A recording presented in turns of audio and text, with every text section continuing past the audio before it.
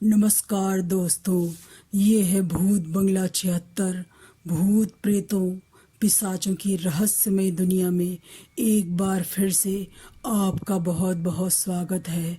डरने के लिए और डर की आहट पाने के लिए हमारे चैनल को ज़्यादा से ज़्यादा लाइक, शेयर एंड सब्सक्राइब करें और बेल आइकॉन दबाना ना भूलें।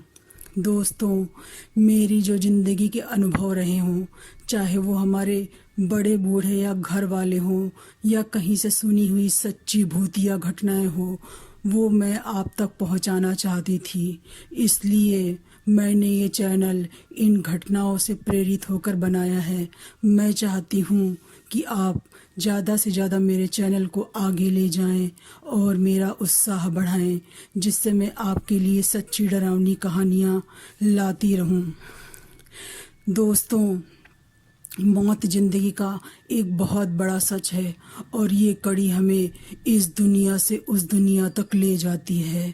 इस दुनिया में हमारे अपने जो हमारे बेहद करीब होते हैं, जब वो इस दुनिया को असमय छोड़कर चले जाते हैं तो वो आत्मा या कहें भूत बन जाते हैं, जो दिखाई तो नहीं देते पर जाने अनजाने हमारी हेल्प करते हैं और आपको कई बार मुसीबतों से बचाते हैं।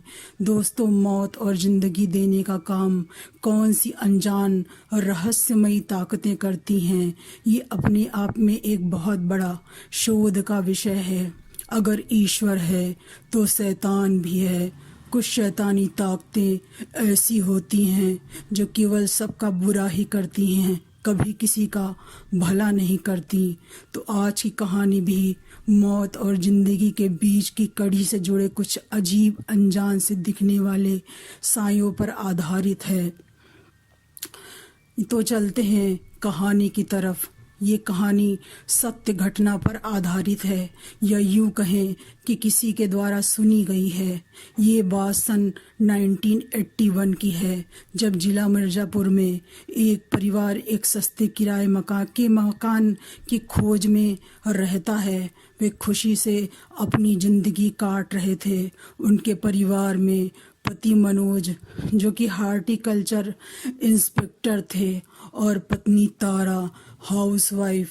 उनकी 1 साल की छोटी सी बच्ची भी। उनकी पत्नी तारा 1 माह की प्रेग्नेंट भी थी। वो लोग सस्ता मकान चाह रहे थे क्योंकि उन दिनों उनकी सैलरी कुछ कम थी। संयोगवश उनको 2 कमरे का किराए का बहुत सस्ता मकान मिल जाता है। उनकी खुशी का ठिकाना नहीं रहता। घर का जो मकान मालिक था, मकान में अकेले ही रहता था। उसकी पत्नी ने आत्महत्या कर ली थी फांसी लगाकर, इसलिए उस मकान में कोई का किराएदार डर के कारण नहीं रहना चाहता था। मकान मालिक के कोई बच्चे नहीं थे, वो अकेला ही उस मकान में रहा करता था। उन दोनों लोगों यानी मनोज और तारा ने इस बात की परवाह किए बिना मकान किराए पर ले लिया। वो लोग अपना सारा सामान लेकर के मकान में रहने पहुंच जाते हैं। वो भूत प्रेत जैसी किसी भी चीज़ में विश्वास नहीं करते हैं। जैसे ही वो दोनों अपने पोर्शन का मेन डोर खोलते हैं तो उनकी पत्नी तारा अंदर पैर रखती है कि तारा के रोंगटे खड़े हो जाते हैं। कमरे में से साए साए की आवाज़ आ रही थी, जैसे कोई सांस ले रहा हो। अजीब सा सन्नाटा पसरा होने के कारण वो 1 कदम पीछे हट गई। उसको लग रहा था कमरे में कोई है। तभी उसके पति ने उससे कहा, चलो अंदर चलो, गोद में बच्ची भी है जो अचानक से तेज तेज रोने लगती है। जबकि काफ़ी देर से वो शांत थी, हंस रही थी, खिलखिला रही थी। अपने पति से वो कहती है कि मुझे बहुत ख़राब महसूस हो रहा है।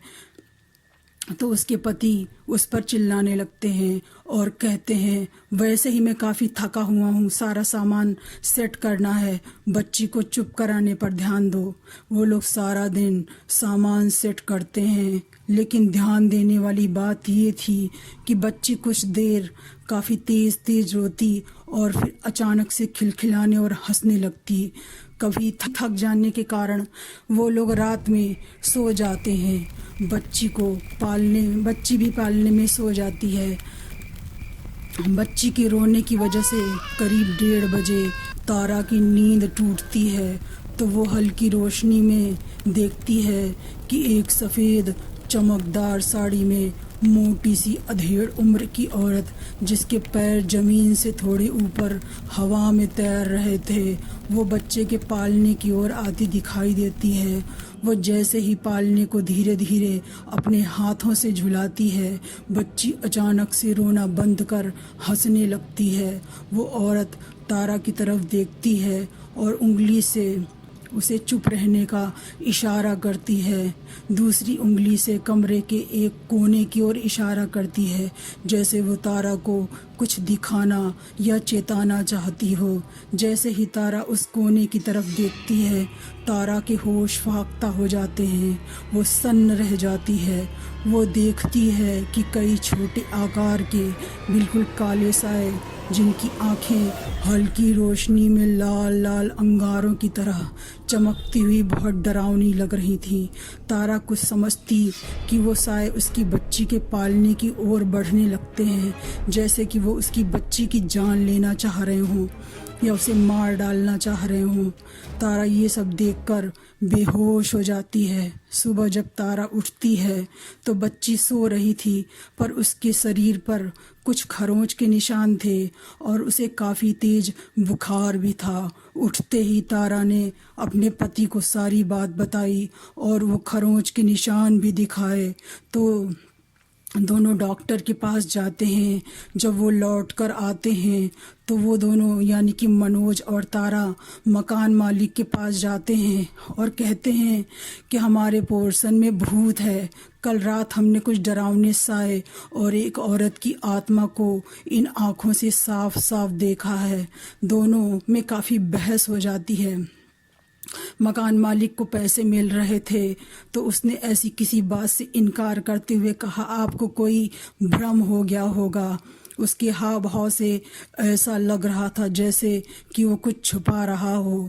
उसी दिन दोपहर में पड़ोस में रहने वाली एक औरत से तारा और मनोज का परिचय होता है। बातों ही बातों में वो बताती है कि ये पोर्शन भूतिया है, इसे जल्दी से जल्दी छोड़ दो। तो तारा भी पिछली रात की सारी बात उसे बताती है। तो पड़ोसन तारा को बताती है कि जिस पोर्शन में आप लोग रहने आए हैं, इसी कमरे में आपके मकान मालिक की पत्नी ने कई साल पहले रहस्यमयी तरीके से फांसी लगा ली थी और उसकी आत्मा इस पोर्शन में भटकती है। वो उस कमरे में कैद है जहां आप लोग रह रहे हैं। वो मरने से पहले कुछ डरावने सायों के दिखने की भी बातें किया करती थी। कभी कभी तो वो बचाओ बचाओ, मुझे बचा लो चिल्लाती थी। और एक दिन मकान मालकिन ने फांसी लगा करके अपनी जान दे दी। उसकी आत्मा यहाँ दिखती है। मकान मालिक ने काफ़ी पूजा पाठ कराया पर कोई असर नहीं हुआ। जितना जल्दी हो सके आप लोग इस मकान को छोड़ दीजिए, पड़ोसन बोलती है। पड़ोसन की सारी बातें सुनकर उसके हस्बैंड सन्न रह जाते हैं। वो लोग जल्दी दिन में ही सारा सामान पैक करने लगते हैं। तब भी काफ़ी सामान बच जाता है जिसे वो पैक नहीं कर पाते।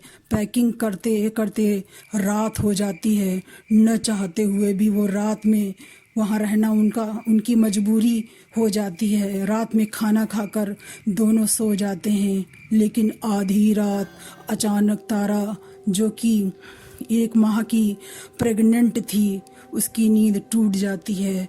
तो वो जो देखती है, उसके पैर के पास एक बाईं तरफ और एक दाईं तरफ 2 नाटे काले साए, जिनकी आंखें अंगारों की तरह लाल लाल थीं। उनका दोनों का पेट बाहर की तरफ निकला हुआ था और उनके हाथ पतले हुए थे और उन दोनों के सिर पर केवल एक मुड़ी हुई सींग थी। वो तारा के पेट को घूरते हुए आपस में लड़ रहे थे और कह रहे थे कि पहले मैं खाऊं या पहले मैं खाऊं। इसको देख कर के तारा बुरी तरह बेहोश हो जाती है। सुबह वो उठती है तो उसका एबॉर्शन या गर्भपात हो चुका होता है। वो अपना बच्चा खो चुकी होती है।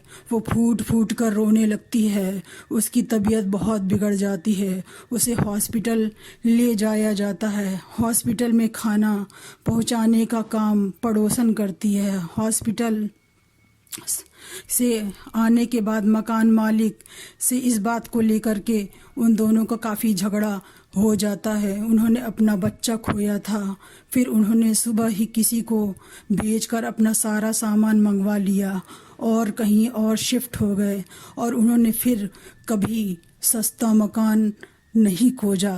वो डरावने से काले साए क्या थे, क्यों दिखते थे, ये एक रहस्य ही था। कोई नहीं जान पाया कि वो अजीब अनजान साए क्यों इंसानों के पीछे पड़ते थे और क्यों उन्हें मौत देते थे। ये आज भी एक राज है। मकान मालिक की मौत के बाद आज भी वो मकान बंद पड़ा है। तो आज की कहानी आपको कैसी लगी कमेंट बॉक्स में ज़रूर बताएं। तो मिलते हैं एक नई कहानी के साथ। और हाँ, मेरी दो प्यारी सी व्यूवर्स हैं, नीरज राज और सलमा कुरैशी जी।